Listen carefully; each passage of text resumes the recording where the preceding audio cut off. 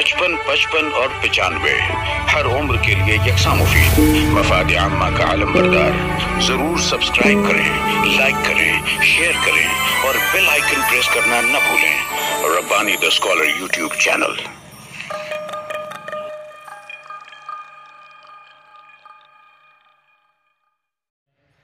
आज यहाँ पर इस अफसानवी नशिस्त में हाजिर आए तमाम ही मुअज़्ज़ज़ मेहमानान का एक मरतबा फिर इस्तकबाल करता हूँ, उन्हें खुशामदीद कहता हूँ। और आज की इस अफसानवी नशिस्त के convener Naeem Siddiqui and friend circle की जानिब से आप तमाम हाजरीन का पुरतपाक खैर मकदम किया जाता है। आइए, अफसानवी नशिस्त का सिलसिला दराज है। मैं नए आने वालों को बतलाता चलूँ कि हमारी इस नशिस्त में 2 कलमकारान ने अपनी तख्लीकात पेश कर दिया है, और अलीम ताहिर साहब और अहमद नईम साहब, इन दोनों साहबान ने अपनी तख्लीकात से हमें महसूस किया और ये सिलसिला दराज है।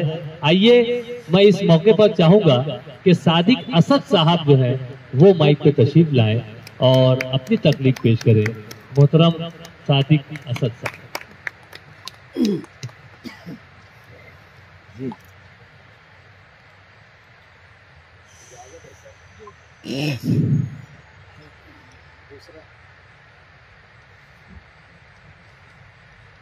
सामने का उन्वान है सर।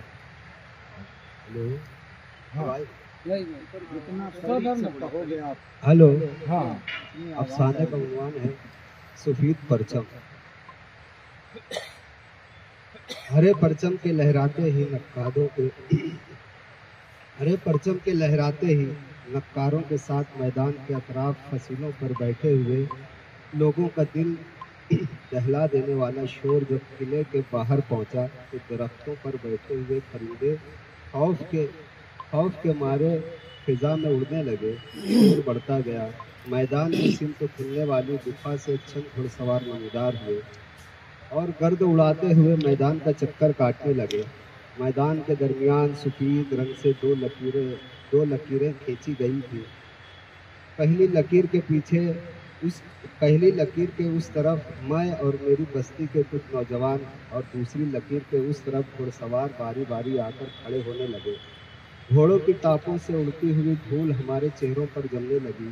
गुज़िश्ता साल जब इसी मैदान से कुछ लाशें बस्ती पहुंची और जब उन्हें नहलाया जा रहा था तो तन्हा उदास बैठे हुए मैंने अपने अपाहिज बाबा से पूछा था, ये मौत का खेल क्यों खेला जाता है? बाबा ने मेरी तरफ गौर से देखा। तब मैंने उनकी आंखों में खराब रास्तों की तवील मसाफत झेलने वाले मुसाफिर की सी थकन महसूस की थी। और फिर मेरे बाबा कहने लगे, हम बरसों से जंगल में रहते आए हैं, इसीलिए हमें बियाबानी यानी आदिवासी कहा जाता है।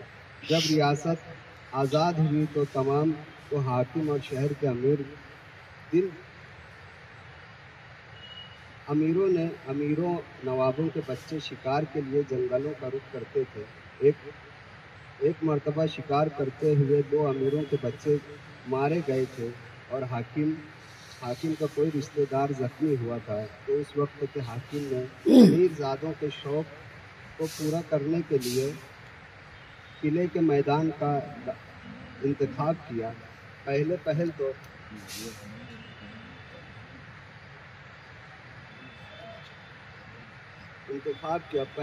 तो जानवरों को खुला छोड़कर उनका शिकार किया जाता रहा और फिर तमाशाइयों को बुलवाकर उनकी हौसला अफजाई की जाती रही। मगर जब जख्मी जानवर पलटकर उन पर हमला करने लगे तो अमीरों के कलेजे फटने लगे और वो सर जोड़कर बैठ गए।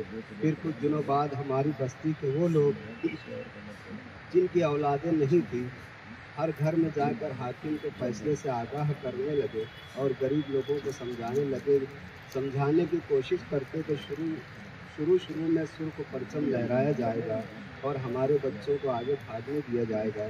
तीर खत्म होते ही सफेद परचम लहरा दिया जाएगा, यानी तमाशा खत्म। और कुछ इस तरह समझाते तो शिकारी सिर्फ इस वक्त तक हमला करेंगे जब तक उनके तिरकश में तीर रहेंगे, और अगर हमारे बच्चे तीरों से बच जाते हैं तो उन्हें बहादुरी के खिताब से नवाजा जाएगा। और साथ में बहुत सारा इनाम भी दिया जाएगा। गरीब, बेसहारा, मजबूर और परेशान लोग जब किसी लालच में ना आए तो उन्हें डराया गया कि उनके बच्चों पर कोई इल्ज़ाम लगाकर पहले जेल में डाला जाएगा और फिर सज़ा के तौर पर उन्हें किले के मैदान में मार दिया जाएगा। जब ये बात लोगों को पता चली तो खौफ के मारे कुछ नौजवान जो पहले ही बेरोज़गार थे आगे आए और फिर नौजवान इसलिए कत्ल होने लगे कि उनके मरने से जो रकम मिलेगी उनसे गरीब माँ बाप और छोटे भाई बहन सुख की ज़िंदगी गुजार सकेंगे। और कुछ लोग इसलिए इस खेल का हिस्सा बनने लगे कि बच गए तो बहादुरी के खिताब से नवाजे जाएंगे और शहर भर में इज्जत की निगाह देखे जाएंगे। धीरे धीरे ये अमीर नौजवानों का शौक इतना मकबूल हुआ कि रियासत भर से लोग इस खेल को देखने के लिए आने लगे और किले की फसलें हजूमियों से भर जाने लगी। बाबा जब चुप हो गए और डूबते सूरज की अतराफ फैली सुर्खियाँ देखने लगे, मैं वहाँ से उठकर एक सीन पे चल पड़ा और मैंने फैसला कर दिया था कि अब बाबा को छोटी बहनों की फिक्र नहीं सताएगी।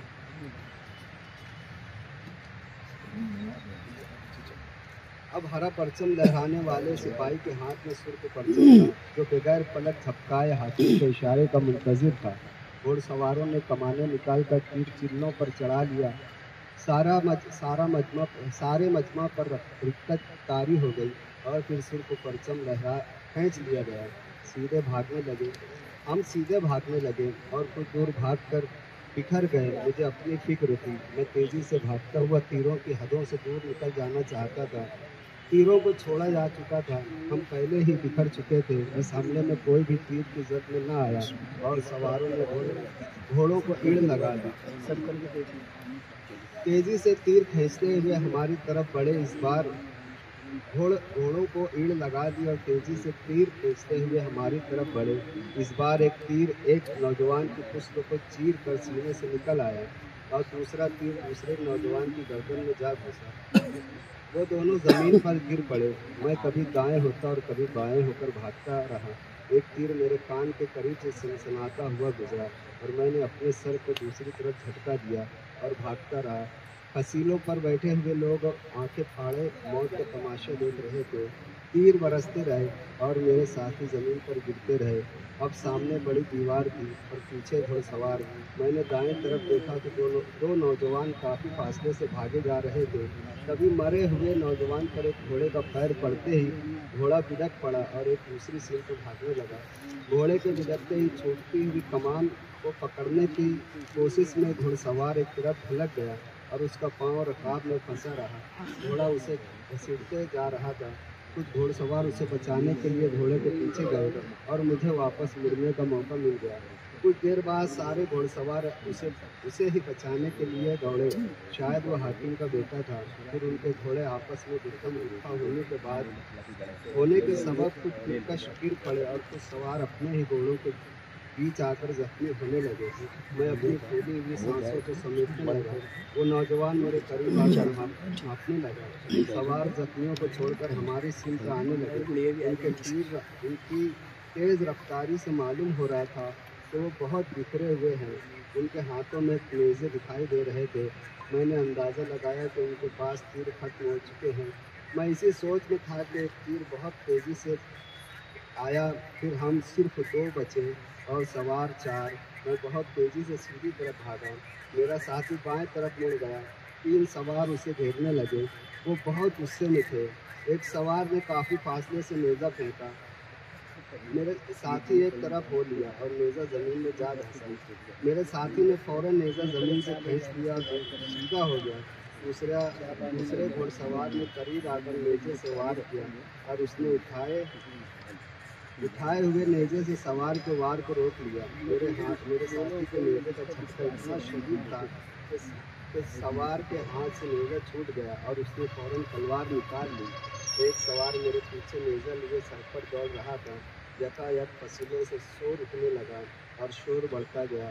इस शोर में मुझे इतना सुनाई दे रहा था, अब बंद करो, ये जुल्म है, रसूल के खिलाफ है, ये जुल्म है, ये जुल्म है। तब मुझे ख्याल आया कि अब तक सफ़ेद परचम लहरा दिया जाना चाहिए था। साथी कसर साहब जिन्हें इधर से गुजरना था वो इधर से गुजर गए। बहरहाल